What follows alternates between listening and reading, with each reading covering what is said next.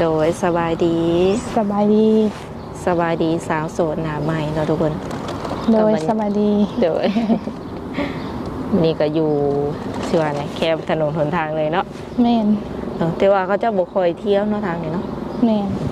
แบบรถใหญ่รถยังบ่ค่อยเที่ยวหลายประมาณนี้ก็เลยเอามาสัมภาษณ์อยู่วังนี้ว่าซะก่อนอื่นก็ขออนุญาตถามข้อมูลของสาวโสดก่อนชื่อแนวใด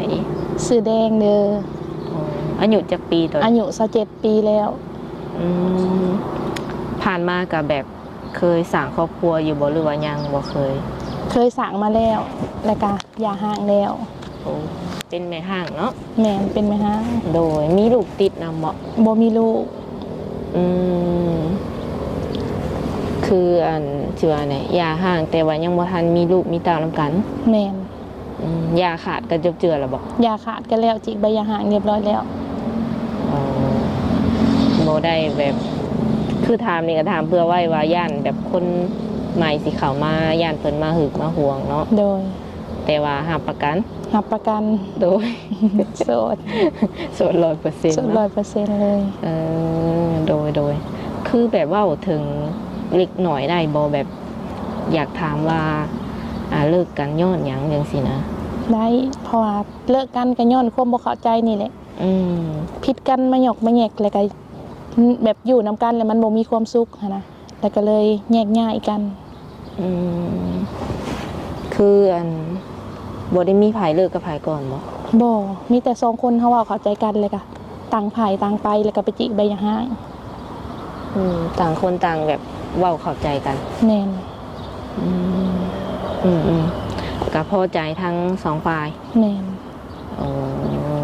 โดยคืออยู่นำกันก็ได้โดนอยู่บ่อยู่นำกันประมาณ5ปีโดนพอสมควรเนาะผู้บ่าวลาวนี่บ่หรือว่าผู้บ่าวต่างประเทศผู้บ่าวลาวโดยอดีตสามีเพิ่นเนาะในมื้อนี้นี่ถือว่า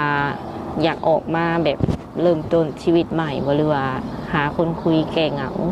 อยากออกมาเริ่มต้นชีวิตใหม่พร้อมที่จะแบบสิว่าในศึกษาดูใจกับคนใหม่แล้วโดยพร้อมโดยและเปิดใจในแบบรอบนี้หรือว่ารอบทำอิฐเนาะแน่นรอบทำอิฐรอบมีแบบสเปคอยู่บ่มาผู้ชายประมาณใดสเปคบ่มีแบบใดก็ได้ขอแต่ว่าลมกันเข้าใจนะผู้พังหน้าตาบ่ได้โฟกัสบ่ได้โฟกัสสิโลหรือบ่โลก็ได้เบิดแม่นอายุได้ซะเจ้าเองก็27เนาะคิดว่าอยากคุยกับผู้บ่าวประมาณจักปี5จักปีอยากได้รุ่นอ้ายนะให้อายุหลายกว่าเฮานะซ้ำได้ก็ได้ขอเพียงแต่ว่าใหญ่ขึ้นแม่นโดยพันใหญ่ขึ้นแล้วพร้อมโดยในใจนี่อยากคุยทางใดบ่เป็นพิเศษระหว่างฝั่งลาวฝั่งไทยหรือว่าอยู่ต่างประเทศจังซี่อยากได้ต่างประเทศก็ได้ฝั่งไทยก็ได้นะคือมักในใจตัวนี้เนาะแม่นคันว่าผู้บ่าวแบบบ้านใกล้เฮือนเคียงเลยซะบ้านใกล้เฮือนเคียงคันข้าเจ้าอยากล่มกะเปิดใจล่มค่ะก็ได้ก็ให้โอกาสคือกันแม่นให้โอกาสคือกันก็ถือว่าบ่ได้แบบโฟกัสหรือว่าบ่มีสเปคก็ว่าได้เนาะแม่นปัจจุบันนี้ทางเจ้าเองเฮ็ดเวียกเฮ็ดงานหยังปัจจุบันนี้เฮ็ดงานอยู่โรงงานกล้องเป็นซานิคอนเหรอแม่นซานิคอนคือมีมือผักอยู่บ่มีมือผักแต่มือวันอาทิตย์มือเดียวก็คือมื้อนี้แม่นจันทร์หาเสาร์นี่แม่เฮ็ดงานเลยแม่นจันทร์หาเสาร์เฮ็ดงานซึ่งสิมีแบบเวลาคุยกับผู้บ่าวอยู่บ่ก็คุยได้ยามพักเบรกแล้วก็ยามมื้อแลงคุยได้คือบ่ได้มีแบบโอทีบ่โอทีก็มือมีมือบ่มีหั่นน่ะแบบมันบ่คงที่เนาะแม่นมันบ่คงที่แต่ก็พอมีเวลาคุยได้อยู่มีเวลาคุยอยู่ โดยสมมุติกลางคืนนี่เฮาแบบว่างจักโมงหาจักโมงแบบสินะสูงสุดอ่ะกลางคืนก็ว่างแต่เวลา 7:00 นเลิกเวียกมาก็ว่างจนฮอด 10:00 นเลยหั่นน่ะจนฮอดนอน คุยได้ฮอดพุ่นเลยเนาะ แม่น อืมก็เวลาก็สิว่าได้คันสิคุยสายก็แม่นแนะนำเป็นกลางค่ำกลางคืนเนาะคันกลางเว้นนี่ก็ย่านเพิ่นบ่สะดวกเนาะเพราะว่าเฮ็ดเวียกแม่นบ่ แม่น เฮ็ดเวียกแต่กะกลางเว้นแล้วว่ะ แม่นเฮ็ดกะกลางเว้น เข้าได้โดนแล้วบ่นี่ เข้าแต่2017ได้9ปีเลย ป้าโดนพอสมควรเนาะ แม่น เงินเดือนหลายอยู่บ่ เงินเดือนก็บ่หลาย ก็จะได้ซื้อกินบ่มีเก็บซ้ำ พอได้ใช้ได้จ่ายซื่อ แม่น หางยังดีแต่ว่าตัวคนเดียวว่ามีลูกโดยเคยไปฝั่งไทยบ่ ทางไทยบ่เคยไป เออแบบเคยไปแบบนอกจากเหตุงานอยู่นี่แล้วเคยไปอยู่สายไกลสุดบ่ บ่เคยไปเลย โอ้ มีแต่เรียนจบม .7 แล้วก็เข้าโรงงานนี้เลย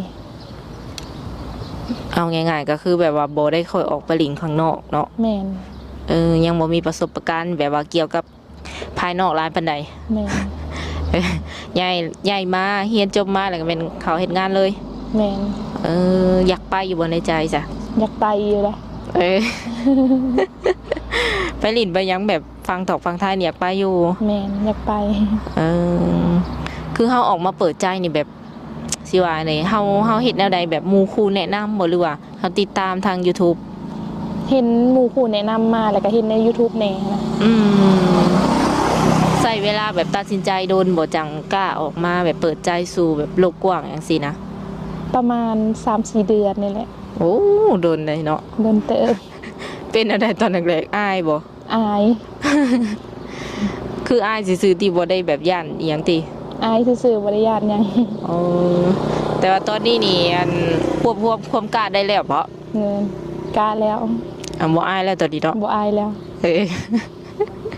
ซิวๆแม่นบ่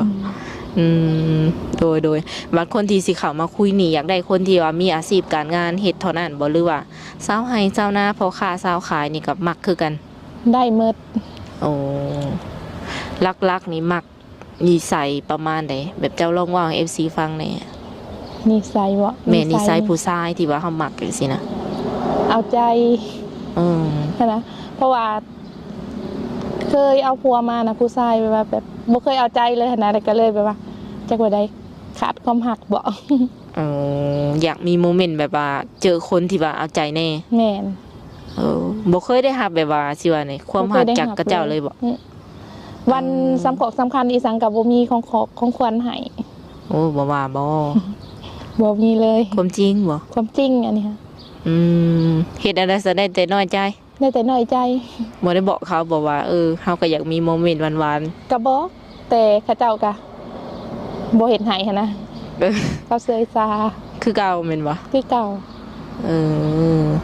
คือมีสินสมศักดิ์หยังนำกันแล้วบ่ บ่มี ปัจจุบันนี้เจ้าอาศัยอยู่กับไผซะ อาศัยอยู่น้ำพ่อน้ำแม่ กลับมาอยู่น้ำพ่อน้ำแม่คือเก่าบ่ แม่น ตอนที่ว่าเอากันนี่ก็อยู่น้ำพ่อน้ำแม่บ่หรือว่า แม่ ไปอยู่เฮือนเพิ่น ตอนนั้นเอากันนี่ก็อยู่เฮือนน้ำพ่อน้ำแม่นี่แหละ อ๋อมี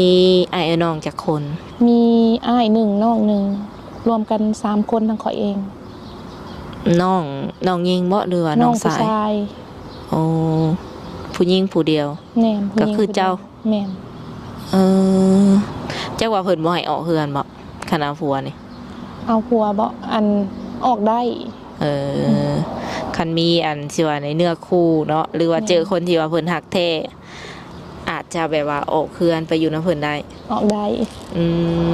คือสมมุติว่าเพิ่นบ่ได้อยู่แถวบ้านเฮาเนาะเป็นหนุ่มทางไกลอย่างเช่นฝั่งไทยบ่หรือว่าอยู่ต่างประเทศบ่จังซี่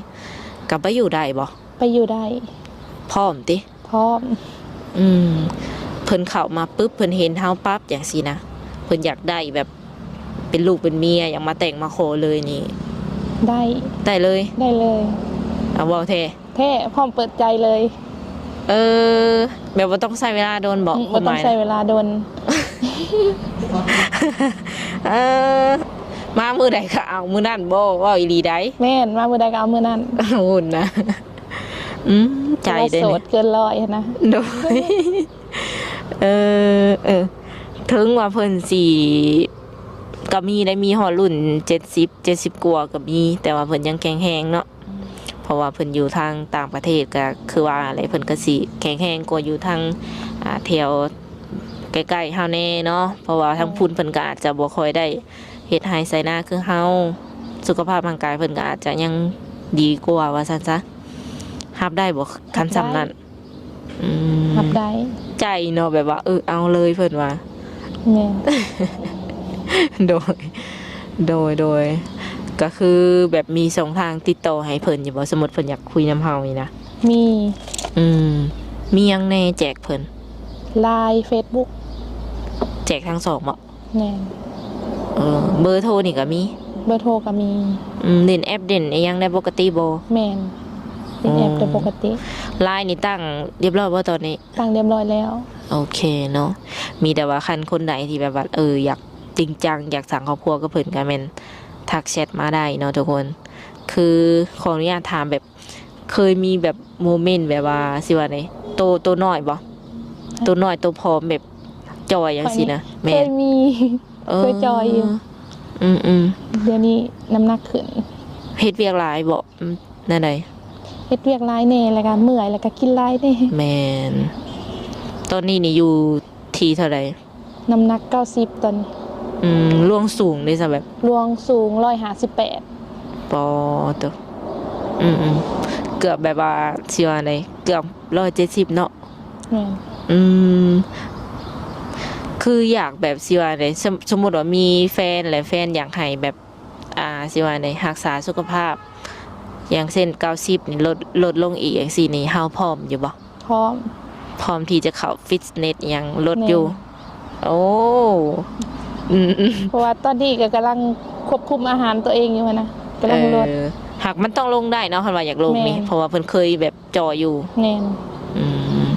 หากคันว่าก็มีคนใดที่ว่ามักแบบสไตล์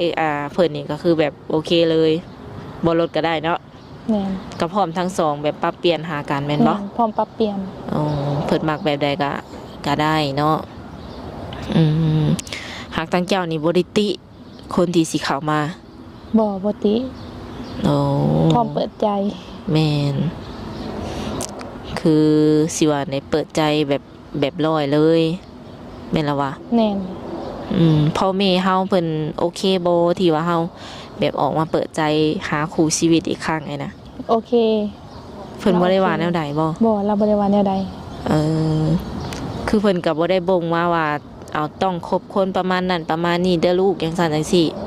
เราบ่ได้บ่งขอเพียงแต่ว่าลูกหักเขาแล้วก็หักเขานำขออนุญาตถามแบบพ่อเพิ่นอายุประมาณเท่าไหร่กับแม่พ่ออายุ51ปีแม่ก็อายุ51ปีเท่ากันเนาะเท่ากันคือเป็นตาเพิ่นสิรับได้อยู่บ่สมมุติว่ามีลูกเคยรุ่นเดียวแบบกับเพิ่นจังซี่นะรับได้เราบ่ได้ติดอกมาเจ้าเองก็ชงสิรับได้อีหลีเด้อเว้าจากใจได้ว่าจากใจเลยรับได้เพราะว่ามักผู้บ่าวรุ่นอายุใหญ่อยู่แล้วนะคันพามาเปิดโตกับหมู่กับครูอ่ะบ่อายบ่นะบ่อายเพราะว่าเจ้าเองก็สิว่านี่อายุยังบ่เลข3ซ้ำเนาะ27นึงหั่นน่ะทุกคนก็เลยว่าถามเผื่อไว้หากทางสาวเปียงเองก็หวังว่า FC หลายคนคือสิแบบถึกตาถึกใจกับเพิ่นอยู่เนาะเพราะว่าเพิ่นเองก็เป็นตาแพงในทุกคนตัวจริงเพิ่นเนาะเป็นคนสิว่าเลยเป็นตาแพงมีสีหักในโตเพิ่นเนาะยิ้มหวาน มักไปหลินไปเที่ยวอยู่บ่เวลาเลิกเวียกเลิกงานมาบ่ค่อยไปมีแต่เลิกเวียกมาแล้วก็อาบน้ำนอนบ่ได้ไปแบบปาร์ตี้คือเขาบ่ได้ไปเพราะว่ามีแต่คันไปมันไปเฮ็ดเวียกยากหั่นน่ะส่วนหลายบ่ได้ไปเลยบ่เคยปาร์ตี้เลยนะมีแต่ไปวันเกาะวันเกิดหมู่ซื่อไปงานแบบว่าเอียงปกติแน่นคือบ่เคยเลยอันว่าไฟแสงสีคือเขานะบ่เคยเลยโดยหากคันว่าผู้บ่าวแบบสิว่าได้มักเล่นมักเที่ยวกินเหล้ากินเบียร์นี่ก็ให้โอกาสเพิ่นอยู่บ่ก็ให้เพิ่นไปโดนๆเทื่อเนาะไปได้ก็อนุญาตอยู่บางครั้งบางคราวมีหนวดมีเคราจังซี่นี่มักบ่ ได้ สูบยาก็ได้บ่ สูบยาก็ได้ เพราะว่าเขาบ่ได้ห้ามแล้วแต่เขาเลยนะ แต่ทั้งเจ้ากับบ่ได้แพ้บ่ได้หยังบ่ บ่ บ่ไม่มีโรคประจำตัว บ่มี โอ้สุดยอดเนาะ ถือว่าสิว่าได้ทางสาวโสดคนนี้ก็เป็นอีกคนหนึ่งที่ว่า FC ของข่อยตามหามาโดนเนาะคนที่ว่าใจถึงเนาะทุกคนพร้อมแบบสร้างครอบครัวเลยประมาณนี้หั้นนะคันว่าเพิ่นจะมาหาตัวจริงนี่เฮ็ดแนวใด มาหาได้เลยอยู่เฮือน โอ้พร้อมให้มาหาเลย พร้อมให้มาหาเลย เออมามือใดก็ได้บ่ แน่นมามื้อใดก็ได้ สิเจอเจ้าบ่ซัก เจอเพราะว่าคันมาเฮาก็ลาเวียกได้นะ โอ้คือสามารถแบบลาเวียกเพื่อเพิ่นได้เลย แน่น บ่ว่าจะเป็นมื้อจันทร์ถึงอาทิตย์แม่นได้ทุกมื้อนะว่าซั่น ได้ ซะ ทุ เนาะ กมื้อ เออคันเพิ่นสินัดไปเจออยู่ฝั่งมุกดาหารทางเจ้าไปได้บ่ ไปได้ เออคิดว่าสิไปกับไผสมมุติเพิ่น ไปกับหมู่ หมู่นี่แบบเอาไปหลายบ่ หมู่ก็ไปประมาณ 2-3 คนนี่นะ อ๋ออันนัดเดทครั้งแรกไอ้เนาะ แม่นถึกแล้วนัดเดทครั้งแรกเพราะว่าเฮาเองก็บ่ฮู้เนาะว่าเพิ่นเป็นประมาณใดหั่นแหละก็ไปหลายคนก่อนอุ่นใจ แน่น โดยก็มีแต่ประมาณนั้นแหละเนาะทุกคนเพราะว่าทางสาวเปียงก็เองก็โอ้ลมกับเพิ่นก็ค่อนข้างว่าหลายพอสมควรแล้วเนาะหักลักๆนี่เจ้าเป็นคนใจร้อนหรือใจเย็นนี่ ก็เป็นคนใจห่อนหน่อยหนึง อ๋อแบบว่าคันบ่ถูกใจนี่หายเลยบ่ บ่ถึกใจหายเลย เออ หายไวดีไวนะ เออ โดยหายไวแล้วก็ดีไวอยู่ แน่น เออโดยสุดท้ายนี้ทางสาวเปียงเองก็สิได้ขออนุญาตมอบเงินไว้ให้เพิ่นเติมบ้านเติมเบอร์เนาะ100,000 กีบเนาะเป็นเงินของผู้ใหญ่ใจดีที่ว่าซัพพอร์ต YouTube ของขอยอยู่เนาะเพิ่นก็ฝากให้สาวโสดแต่ละคนไว้เติมบัตรว่าซั่นซะแล้วแต่กับขอให้พ่อแบบเนื้อคู่ไว้เด้อ เลย เลยขอบใจ โดยสำหรับคลิปนี้ทางสาวบุญเปียงกับสาวโสดก็สิได้ขอตัวเจ้าไว้ก่อนมื้อหน้ามื้อไหนพอกันใหม่เนาะ เลยขอขอบใจ สบายดี